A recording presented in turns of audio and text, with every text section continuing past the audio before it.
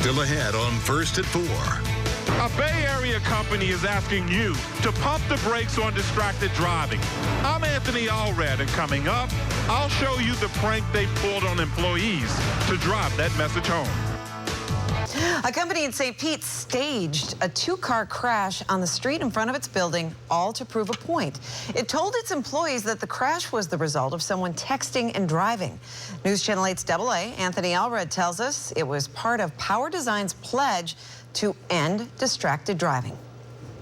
When Power Design employees saw this two-car collision, they couldn't help but rubberneck all the way through the parking lot. It's pretty crazy. I mean, you drive up to work, you don't expect to see two cars crash right in your parking lot, smoking. I mean, it's definitely something that stopped me in my tracks. But when Edwin Rodriguez was told the accident was staged to bring awareness to distracted driving and to get everyone to pledge to stop it, Edwin was immediately on board. It's pretty typical of Power Design here to go big or go home, you know, so when we heard about the pledge and the campaign, it made sense to do something so dramatic and drastic to really hit the point home. Power Design is a locally based electrical contracting company, and they promised to donate $10,000 if 1,000 people sign their petition not to leave safety to chance. In about 3 weeks, we've already received 650 pledges, 350 shy from our goal. This campaign doesn't end today. This is going to continue to live and breathe in our organization, and if we can continue to impact and influence lives, we're going to do that. According to the U.S. government, 5 seconds is the average time you take your eyes off the road to text.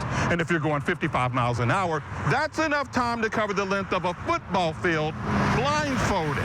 And that's why Power Design is asking you to pump the brakes on distracted driving. As a passenger, I feel that it is our obligation to tell our drivers, put down the phone, don't text and drive, pay attention to the road.